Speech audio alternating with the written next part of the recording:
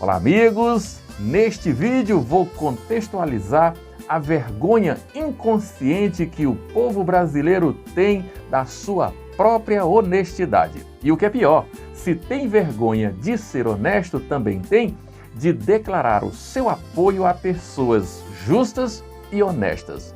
Para ensejar o meu discurso, vou recitar um pequeno texto de Rui Barbosa. Abre aspas. De tanto ver triunfar as nulidades, de tanto ver prosperar a desonra, de tanto ver crescer a injustiça, de tanto ver agigantarem-se os poderes nas mãos dos maus, o homem chega a desanimar da virtude, a rir-se da honra, a ter vergonha de ser honesto.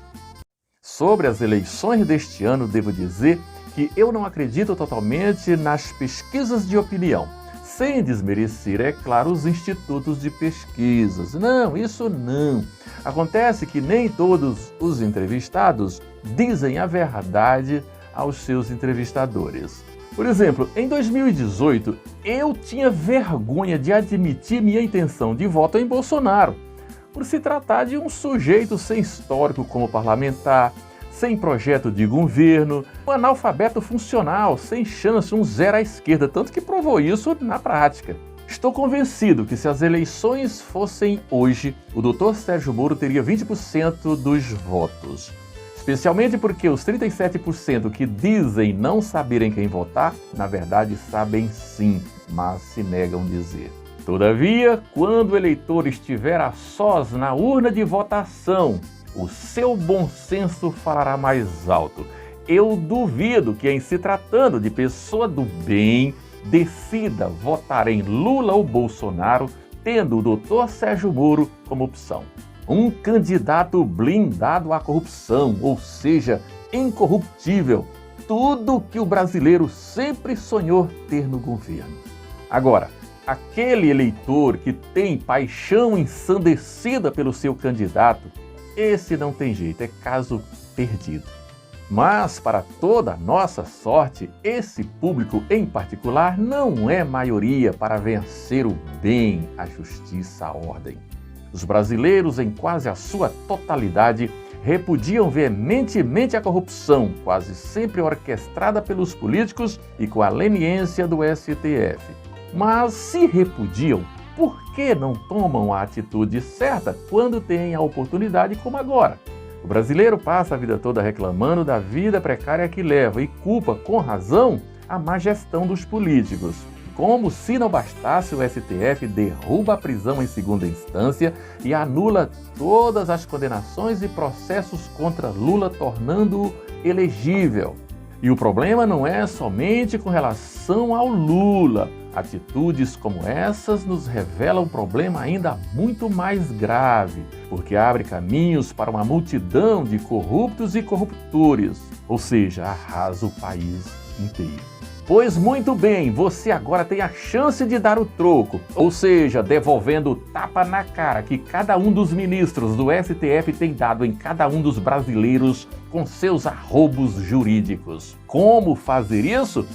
Devolvendo Lula aos ministros do STF que o tornaram elegível. Se você votar em Lula para presidente, você estará apoiando o STF a fazer o que bem quiser com essa nação, como se já não fosse o bastante.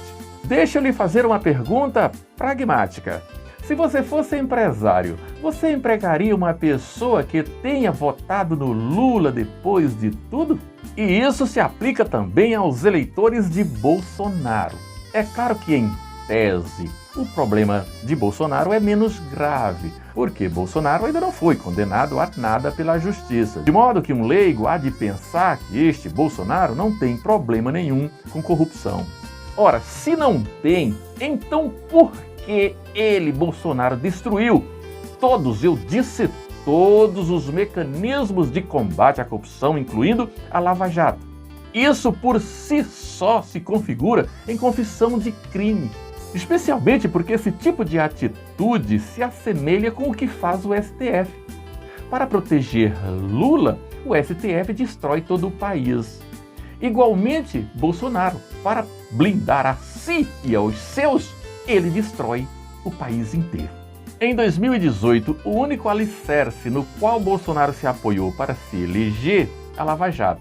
E era mesmo válido, porque se ele tivesse sido firme no combate à corrupção, tal como prometera durante a sua campanha, não precisava fazer mais nada, porque todo o resto fluiria no automático. Ao invés disso, ele tratou de destruir a Lava Jato. Agora eu quero ver no que ele vai surfar na tentativa de se reeleger.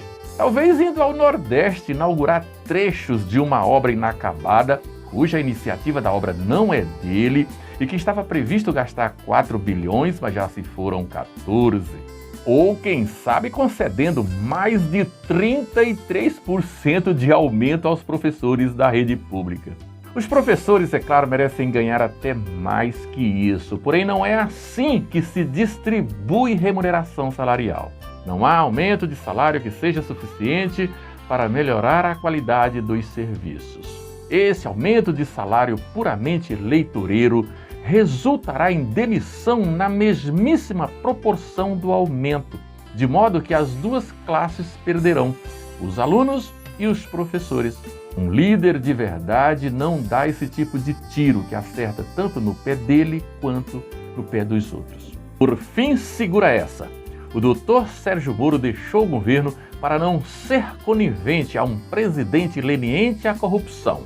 E Bolsonaro deixará esse mesmo governo chutado pelas urnas e pelos motivos denunciados por Sérgio Moro quando saiu de lá. Eu não vou dizer quem vencerá as eleições de 2022, embora eu saiba, mas direi quem não vencerá. A probabilidade matemática de Bolsonaro se reeleger, mesmo de posse da caneta de merda que ele tem em mãos, é de 1,6 trilhões abaixo de zero.